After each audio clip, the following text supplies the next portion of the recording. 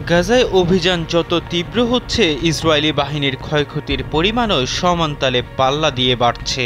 এর মধ্যেই স্বাধীনতাকামী সংগঠন হামাসের কাছ থেকে বড় দুঃসংবাদ পেয়েছে ইসরায়েলি প্রতিরক্ষা বাহিনী। উত্তর গাজা থেকে হামাসকে নিশ্চিহ্ন করার দাবি করলেও সেই উত্তর গাজার জাবালিয়াতেই প্রতিরোধ সংগঠনটির কাছে এত বড় একটি পরাজয় মানতেই পারছে না নেতানিয়াহুর সেনারা।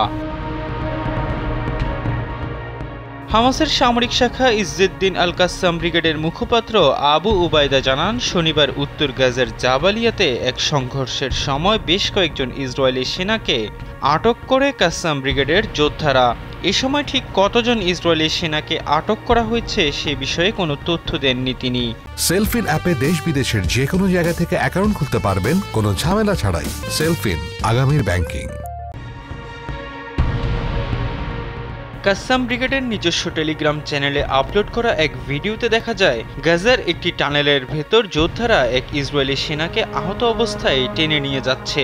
এ সময় ভিডিওতে বন্দী ইসরায়েলি সেনাদের কাছ থেকে উদ্ধার করা অস্ত্র ও নিরাপত্তা সামগ্রীর ছবি দেখানো হয়। এতে ধারণা করা হচ্ছে কমপক্ষে ৩ সেনাকে আটক করেছে কাসসাম ব্রিগেডের যোদ্ধারা।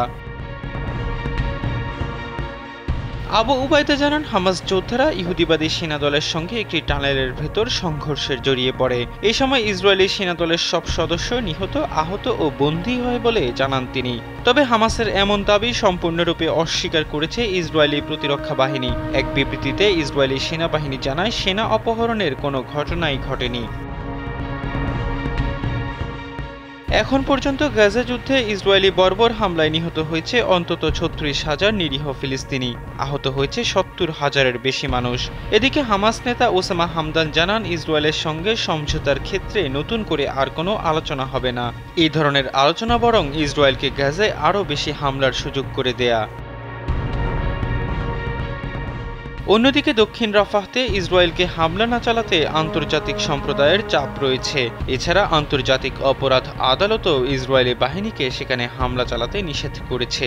কিন্তু ইসরায়েল আন্তর্জাতিক আদালতের সে আদেশের কোনো তোয়াক্কাই করছে না।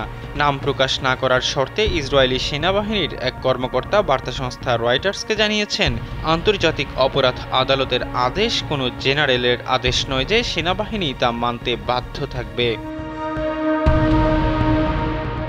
এহসান আব্দুল্লাহ, কালবেলা ডেস্ক।